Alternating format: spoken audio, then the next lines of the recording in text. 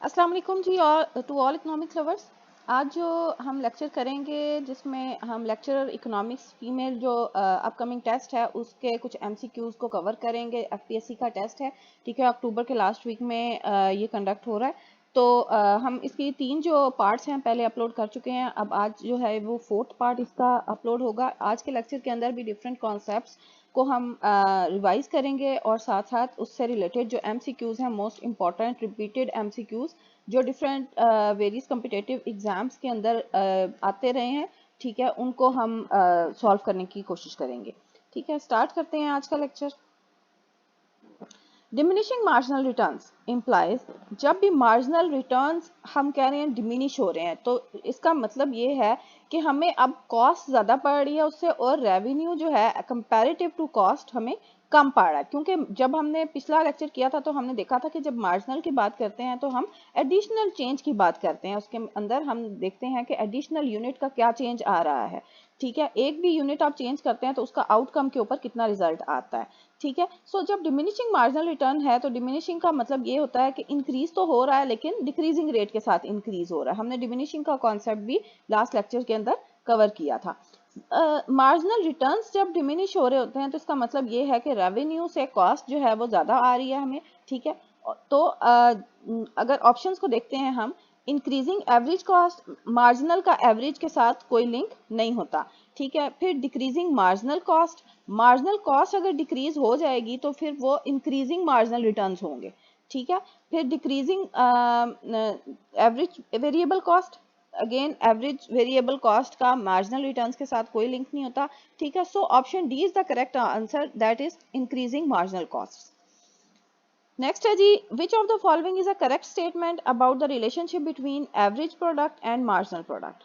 अब average product और marginal product का आपस में क्या रिलेशनशिप होता है। अगर आपने ग्राफ कभी देखा है एवरेज प्रोडक्ट और मार्जिनल प्रोडक्ट का तो आपको इस रिलेशनशिप को समझने में बहुत आसानी रहेगी कि जो एवरेज प्रोडक्ट कर्व होता है वो हमेशा एक्सीड कर रहा होता है मार्जिनल प्रोडक्ट कर्व के। ठीक है, और फिर एवरेज जो प्रोडक्ट कर्व होता है वो फॉल भी कर रहा होता है साथ साथ। ठीक है, so average product curve increasing rate पे होता है। ठीक है, as compare to marginal product curve. ठीक है, और साथ में एवरेज प्रोडक्ट कर्व जो है वो डिक्लाइनिंग फॉर्म डिक्लाइनिंग में होता है लेकिन greater than marginal product curve होता है। ठीक है, so option C is the correct option. Average product curve exceeds marginal product curve, then average product is falling. A graph showing all the combinations of capital and labor that can be used to produce. ऐसा graph जो कि सारे combinations labour और capital के बताए। ठीक है, जब हमने आइसो कॉस्ट का पढ़ा था, ठीक है, तो उसके अंदर हमने देखा था कि दो प्रोडक्ट्स जो हैं उसमें इंटरचेंजिंगली हम किस तरह से मूव कर रहे होते हैं। ठीक है, इनडिफरेंस कर्व, सॉरी, ठीक है, इनडिफरेंस जब हम कर्व देखते हैं तो उसमें हम देखते हैं कि दो प्रोडक्ट के अंदर हम किस तरह एक को फॉरगो करके दूसरे को अटेन करते हैं ताकि हम सेम लेवल ऑफ सेटिस्फैक्शन या सेम लेवल ऑफ यूटिलिटी को हासिल कर सकें। ठीक है, जब लेकिन लेबर और कैपिटल की बात आती है, जो भी ग्राफ लेबर और कैपिटल के कॉम्बिनेशंस को आपस में लिंक करके बताता है कि कितने यूनिट्स ऑफ लेबर होने चाहिए और कितने यूनिट्स ऑफ कैपिटल होने चाहिए तो ऑप्टिमल लेवल ऑफ यूटिलिटी या प्रॉफिट मैक्सिमाइजिंग जो फर्म है वो अपने प्रॉफिट को मैक्सिमाइज कर सकेगी, तो उस कर्व को हमेशा आइसोकॉन्ट कर्व कहते हैं। ठीक है, ये डिफरेंस है इन दोनों का, तो इसको आप जो है वो इजी वे में कॉन्सेप्ट को समझने की कोशिश करें कि जो इनडिफरेंस कर्व होता है वो गुड्स के लिए होता है और जो आइसोकॉन्ट कर्व होता है वो कैपिटल और लेबर के लिए होता है। नेक्स्ट है जी, the rate at which a firm can substitute capital for labor and hold output constant. अब ऐसा रेट, अब इसी आइसोकॉन्ट कर्व के ऊपर ही रहेंगे तो हमें पता चलेगा कि कितने यूनिट्स ऑफ कैपिटल को हम सब्सटीट्यूट कर सकते हैं लेबर से। यानी लेबर अगर हमें चीप पड़ रहा है, ठीक है, तो हम कैपिटल से लेबर को सब्सटीट्यूट कर देते हैं। ठीक है, उतने यूनिट्स ऑफ कैपिटल को हम फॉरगो करते हैं और लेबर की तरफ मूव कर जाते हैं। ठीक है, और हमें से जो आइसोकॉन्ट कर्व है उसके ऊपर भी हर लेवल के ऊपर सेटिस्फैक्शन का लेवल जो है वो सेम होता है। ठीक है, तो अब ऐसा रेट जहां पे फर्म जो है वो सब्सटीट्यूट कर सके कैपिटल को लेबर के साथ और अपना आउटपुट को कांस्टेंट रखते हुए, तो उस पॉइंट को या उस रेट को हम कहते हैं marginal rate of technical substitution. ठीक है, उस रेट को हम कहते हैं मार्जिनल रेट कि आपने किस एडिशनल इसको हम यूं भी कह सकते हैं कि additional change of capital in units of labour as compare to capital. ठीक है, कि आपने कैपिटल को कितना फॉरगो किया और लेबर को कितना ले लिया, इसके वाइस वर्सा भी हो सकता है। ठीक है, हम लेबर को छोड़ के, लेकिन जो फर्म्स होती हैं उनको ऑब्वियसली ये जो कॉमन बात है कि हम कैपिटल को इतना नहीं, क्योंकि कैपिटल एक्सपेंसिव होता है ना, तो कैपिटल को की बजाय लेबर को हम ज़्यादा प्रेफर करते हैं। ठीक है, लेबर की तरफ जाते हैं। लेबर की वेजेस जो है वो कैपिटल से कम है, कैपिटल की कॉस्ट बहुत है, कैपिटल की वियर एंड टीयर कॉस्ट भी होती है, साल के बाद कैपिटल को रिपेयर करवाना पड़ता है, उसमें थोड़ी सी इंप्रूवमेंट्स लानी पड़ती है। जबकि लेबर तो आप चेंज कर सकते हैं। ठीक है, यहाँ पे लेबर की नॉलेज को थोड़ा सा इम्प्रूव करवा के तो आप उसको मजीद जो है वो टेक्निकल फॉर्म में यूज कर सकते हैं। सो ऐसा रेट जहां पे फर्म जो है वो सब्स्टिट्यूट कर सके अपने कैपिटल को लेबर के साथ, अपनी आउटपुट को कांस्टेंट रखते हुए, तो उसको हम कहते हैं marginal rate of technical substitution. Next है जी, a graph showing all the combinations of capital and labour available for a given total cost is.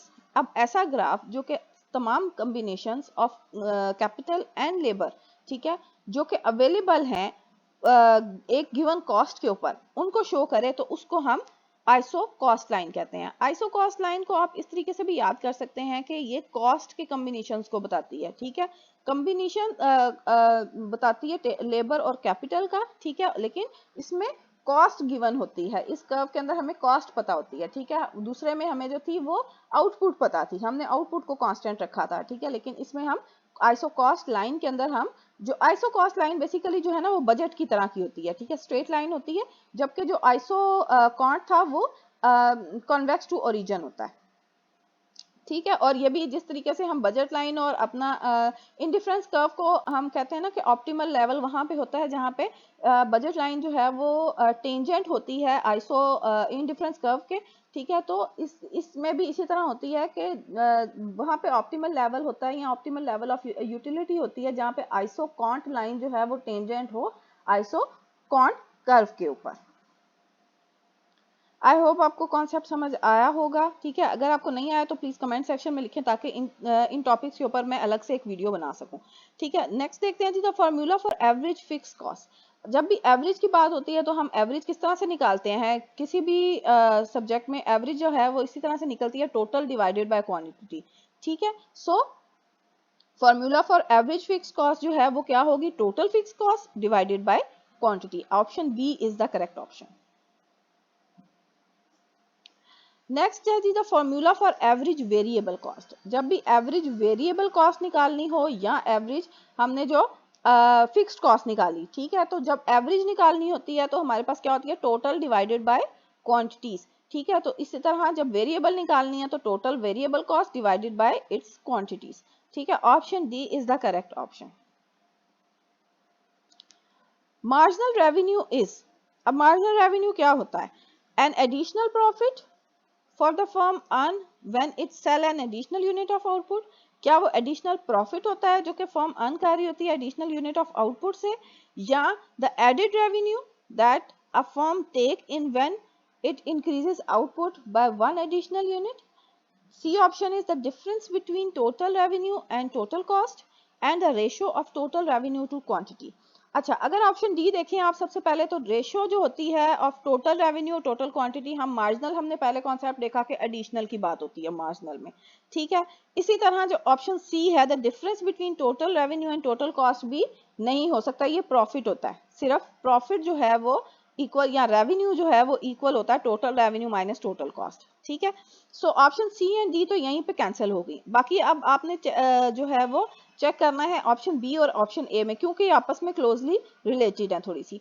ठीक है, अब थोड़ा सा देखने की समझने की कोशिश करते हैं कि ऑप्शन ए जो है वो हमें क्या कह रहा है कि एडिशनल प्रॉफिट जो हमें मिल रहा है फर्म को earns when it sell an additional unit of profit. ठीक है, क्या मार्जिनल रेवेन्यू क्या वो होता है कि जो एडिशनल प्रॉफिट होता है एडिशनल यूनिट को बेचने से, या फिर जो एडिड रेवेन्यू है, ठीक है, जो एडिशनल रेवेन्यू है that firm makes when it increase output by one. तो देखें, जब फर्म जो है वो अपनी आउटपुट इंक्रीज करेगी 1 यूनिट से, तो उससे जो रेवेन्यू ऐड होगा उसका, ठीक है, जो पहले रेवेन्यू बन रहा था, ठीक है, उसमें जो एडिशनल रेवेन्यू आएगा बाय इंक्रीजिंग इट्स आउटपुट, उसको हम मार्जिनल रेवेन्यू कहते हैं। तो option B is the correct option. Next है जी, the amount of profit a firm makes can be shown on a graph diagram using. अच्छा, अब अमाउंट ऑफ प्रॉफिट जो कि फर्म जो है वो बनाती है या फर्म जो है वो अर्न करती है, उसको हम किस ग्राफ में या किस डायग्राम में शो करते हैं, ठीक है, वो हमें किस ग्राफ में पता चलेगा? एवरेज कॉस्ट और एवरेज रेवेन्यू कर्व्स में, मार्जिनल रेवेन्यू और एवरेज जो रेवेन्यू कर्व्स है, ठीक है। C option is average cost and marginal cost, and D option is marginal revenue and marginal cost.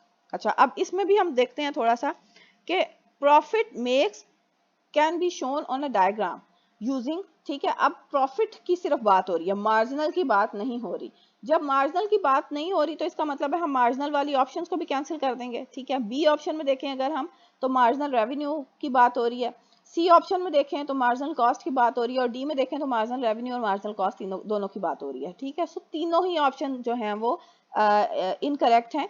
जो ऑप्शन ए है, ठीक है, उसमें देखें टोटल की बात हो रही है या एवरेज की बात हो रही है, जिसमें हम एवरेज कॉस्ट और एवरेज रेवेन्यू कर्व्स जो हैं वो देखते हैं।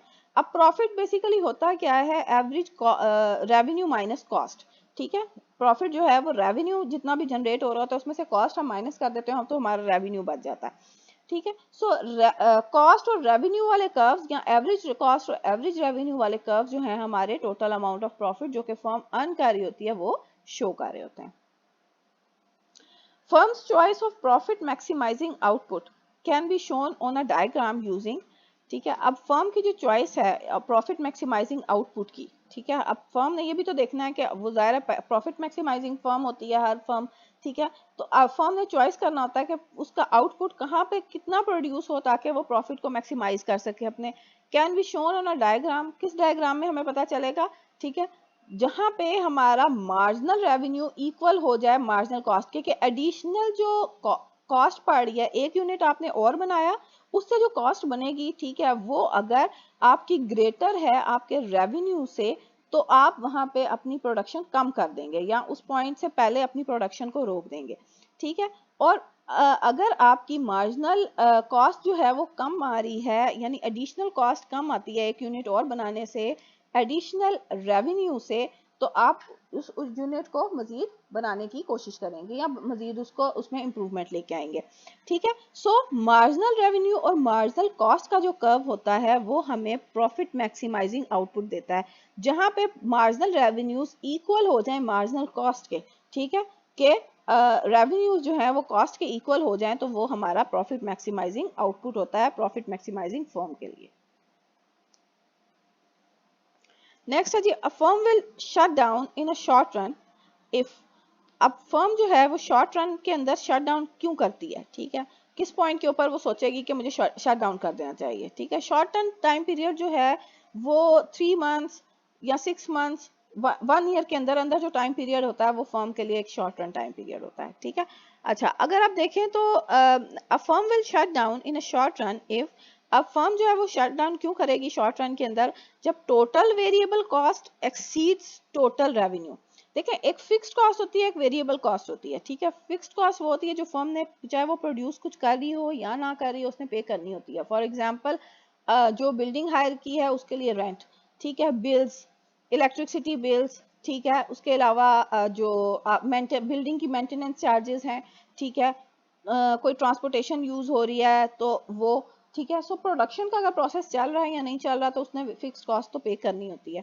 इसके अलावा जो टोटल वेरिएबल कॉस्ट है, वेरिएबल कॉस्ट जो है वो फैक्टर ऑफ प्रोडक्शन के ऊपर डिपेंड करती है। फॉर एग्जांपल लेबर एक वेरिएबल है शॉर्ट रन टाइम पीरियड के लिए, ठीक है। लेबर जो है वो वेरिएबल फैक्टर ऑफ प्रोडक्शन है in short run for the profit maximising firm, सही। तो total variable cost exceeds total revenue, जब टोटल वेरिएबल कॉस्ट जो है आपकी वो ज्यादा हो जाए रेवेन्यू जनरेट होने से, यानी आप लॉस में जा रहे हैं, आपकी कॉस्ट ज्यादा पड़ रही है और आपको रेवेन्यूज जो है वो कम जनरेट हो रहे हैं, तो आप शट डाउन कर जाएंगे, ठीक है। नेक्स्ट जो एमसीक्यू है वो देखते हैं, if you were running a firm in a perfectly competitive industry, ठीक है, अगर एक फर्म जो है वो रन हो रही है, कोई कम्पिटिटिव मार्केट है, कम्पिटिटिव इंडस्ट्री है, उसके अंदर you would be spending your time making decisions on, तो आप डिसीजन किस चीज के ऊपर जो है टाइम अपना किस चीज के ऊपर स्पेंड करेंगे, किस बारे में डिसीजन बनाने में। पहली ऑप्शन है how much of each unit to use, next is how much to spend on advertising, number C is which price to change, which price to charge, and the D option is the design of the product। अच्छा अब देखिए जो C option है, सबसे पहले इसको देखते हैं, द प्राइस टू चार्ज। जो कम्पिटेटिव इकोनॉमी होती है, जो कम्पिटेटिव मार्केट्स होती हैं, वहाँ पे प्राइस, जो फर्म्स होती हैं वो प्राइस सेटर नहीं होती, प्राइस टेकर्स होती हैं, ठीक है। मार्केट के अंदर जो डिमांड और सप्लाई की फोर्सेस होती हैं, या इनविजिबल हैंड्स भी उनको हम कहते हैं, ठीक है, वो सेट करती हैं प्राइसेस को। तो ऑप्शन सी तो इनकरेक्ट है, ठीक है। नेक्स्ट देखते हैं the design of the product. अब जो डिजाइन आप चेंज करेंगे, ठीक है, तो वो फिर कम्पिटेटिव उसमें नहीं आएगा, क्योंकि उसमें जो कम्पिटेटिव मार्केट होती है उनकी एक जो कैरेक्टरिस्टिक होती है वो ये होती है कि होमोजीनियस प्रोडक्ट्स प्रोड्यूस कर रही होती हैं वो, ठीक है। How much to spend on advertising, ठीक है, एडवर्टाइजिंग के ऊपर जो है वो भी स्पेंडिंग करनी जो है वो बेकार होगी, क्योंकि जब कंपटीशन है आपका तो आपको ज़्यादा एडवर्टाइजिंग करने की ज़रूरत नहीं है। दूसरी जो आपके मुकाबले की फर्म्स हैं, ठीक है, वो भी साथ उसी तरीके की एडवर्टाइजिंग कर रही होती हैं, तो आप कितनी ही ज़्यादा एडवर्टाइजिंग कर लेंगे, ठीक है। सो ऑप्शन ए को अगर हम देखें, how much of each unit to use, कितना यूनिट जो है वो आपके जो फैक्टर ऑफ प्रोडक्शन है आपके पास, उनको कितना यूज कर सकते हैं, इस चीज को आप जो है वो डिसाइड कर सकते हैं, ठीक है। जब आप परफेक्टली कम्पिटेटिव इन्वायरमेंट के अंदर होते हैं, या फर्म जो है वो परफेक्टली कम्पिटेटिव इन्वायरमेंट के अंदर होगी, तो वो देखेगी कि मैं अपने जो फैक्टर ऑफ प्रोडक्शन है उनमें से कितने यूनिट्स को यूज कर सकती हूँ। So option A is the correct option. Market power. Market power is, option A is the firm's ability to charge any price it takes. B, a firm ability to a firm's ability to raise price without losing all demand for its product. Option C is firm's ability to sell any amount of output it desires at market determined price. Or option D is firm's ability to monopolize the market completely। अच्छा, market power क्या होती है? Market power ये होती है कि firm की ऐसी एबिलिटी जहाँ पे वो प्राइसेस को रेज कर सके और उसकी डिमांड भी कम ना हो, ठीक है।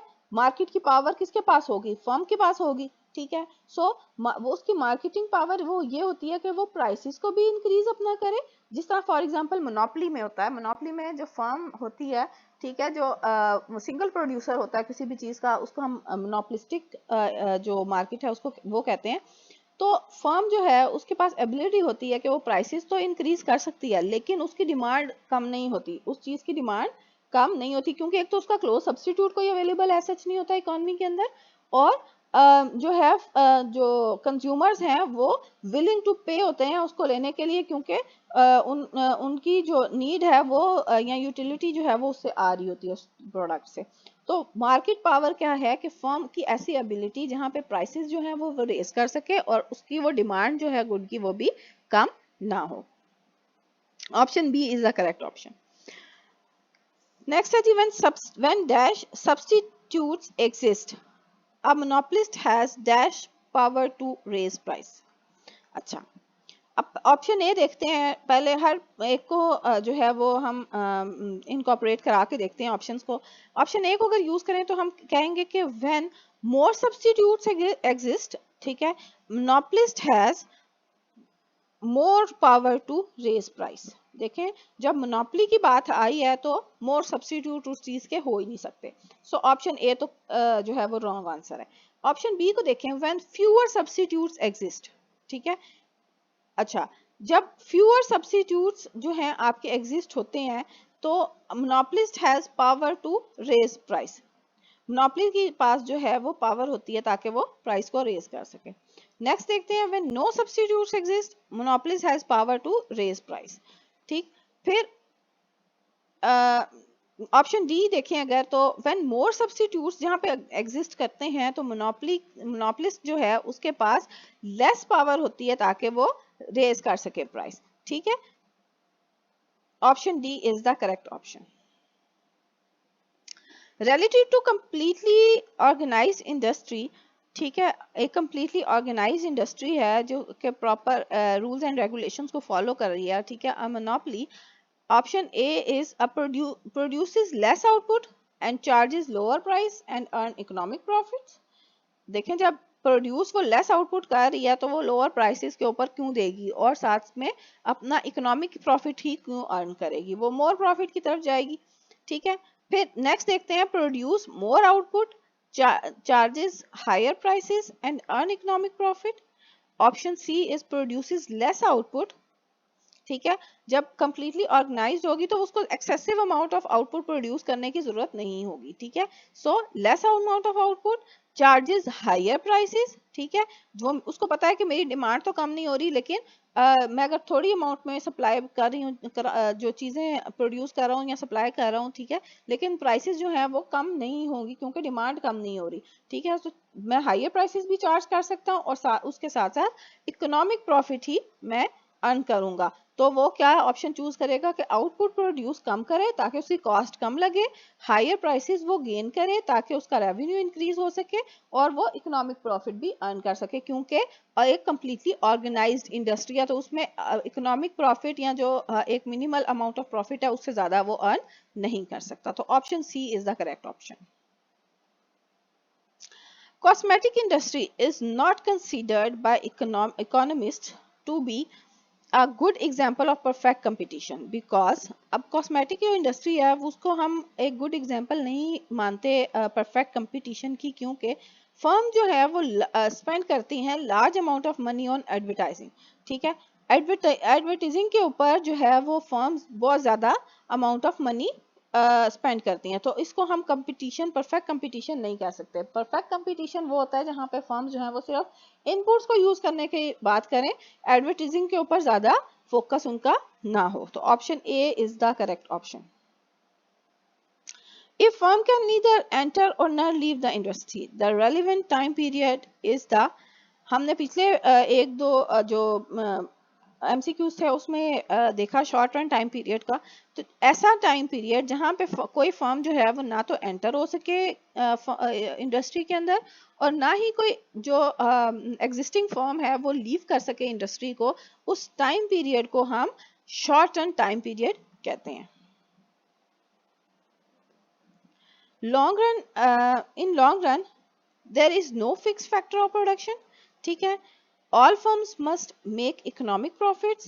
A firm can vary all input, but it cannot change the mix of inputs it uses. Or D option, a firm can shut down, but it cannot exit the industry. अच्छा, long term time की period जो होता है उसके अंदर सबसे पहले तो हम ऑप्शन डी को अगर देखें तो firm can shut down but it can not exit the industry, firm जो है वो एग्जिट भी कर सकती है long term time period. Long term time period का मतलब उसको लॉन्ग आप जितना मर्जी कर लें, वो जो है वो 30 ईयर्स भी हो सकता है, 10 ईयर्स भी हो सकता है, ठीक है, तो उसमें फर्म जो है वो शट डाउन भी कर सकती है और साथ साथ एग्जिट भी कर सकती है। ऑप्शन सी देखें, अगर a firm can very it's all inputs, अब जो लॉन्ग टर्म टाइम पीरियड होता है उसमें उसके इनपुट्स जो हैं वो तो वेरी कर सकते हैं, ठीक है, but it can not change the mix of input it uses, और वो साथ साथ जो लॉन्ग टर्म टाइम पीरियड होता है उसके अंदर वो अपने इनपुट के जो मिक्स है यानी डिफरेंट लेवल ऑफ इनपुट्स जो हैं वो भी यूज कर सकती है। ऑप्शन सी भी इनकरेक्ट है। बी अगर देखें, all firms must make economic profits, ठीक है, फर्म्स जो है वो लॉन्ग रन के अंदर मोर देन इकोनॉमिक प्रॉफिट भी कमा सकती हैं। सो ऑप्शन बी भी जो है वो इनकरेक्ट है।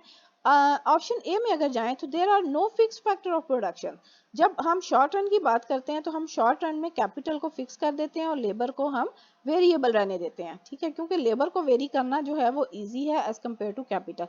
तो जो लेकिन लॉन्ग रन टाइम पीरियड होता है उसके अंदर हम किसी भी फैक्टर ऑफ प्रोडक्शन को कांस्टेंट या फिक्स नहीं रखते, क्योंकि सारे ही वेरी कर सकते हैं। लॉन्ग टर्म टाइम पीरियड के अंदर हम नया कैपिटल भी खरीद सकते हैं, ठीक है, रिप्लेस कर सकते हैं अपने कैपिटल को। So there is no fix factor of production in long term time period. Option A is the correct option. A normal rate of profit, कौन सा होता है normal rate of profit? A option है is the rate of return on investment over the interest rate on risk free government. Option B is is the rate that is just sufficient to keep owners or investors satisfied. Option C, mean zero returns for owners or investors. And option D is the difference between revenue and total cost. Okay. जो normal rate of profit होता है वो क्या होता है, वो ऐसा rate होता है जो कि सफिशिएंट हो टू कीप द ओनर्स और इन्वेस्टर्स सेटिस्फाइड, ठीक है, जो कि इन्वेस्ट कर रहे हैं लोग उनको सेटिस्फाई करे, या जो ओनर हैं जो रन कर रहे हैं फर्म को उनको सेटिस्फाई कर दे, तो बस वो नॉर्मल रेट ऑफ प्रॉफिट होता है।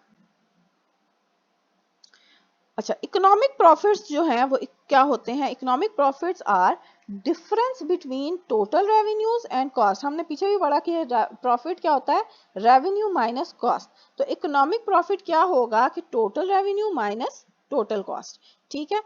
फिर बी ऑप्शन अगर देखें, anything greater than normal opportunity cost of investing, ठीक है। C option is a rate of profit that is just sufficient to keep owners and investors satisfied, and D option is the opportunity cost of all inputs, ठीक है। So option A is the correct option, the difference between total revenue and total cost. Okay, next is the slope of marginal revenue curve is, अब marginal revenue जो curve होता है उसकी slope कैसी होती है, ठीक है। marginal revenue curve की slope जो है वो steeper होती है, ठीक है, डिमांड कर्व से स्टीप होती है, बिल्कुल खड़ी हुई जो है उसकी होती है, ठीक है, वो फ्लैटर नहीं होती, ठीक। मार्जिनल रेवेन्यू कर्व जो है वो twice as steep as demand curve, ठीक है। ये याद रखें कि जब आप कर्व देखेंगे मार्जिनल रेवेन्यू का और डिमांड कर्व का, तो आपको देख के आइडिया होगा कि मार्जिनल रेवेन्यू कर्व जो होता है वो स्टीपर होता है as compare to marginal demand curve.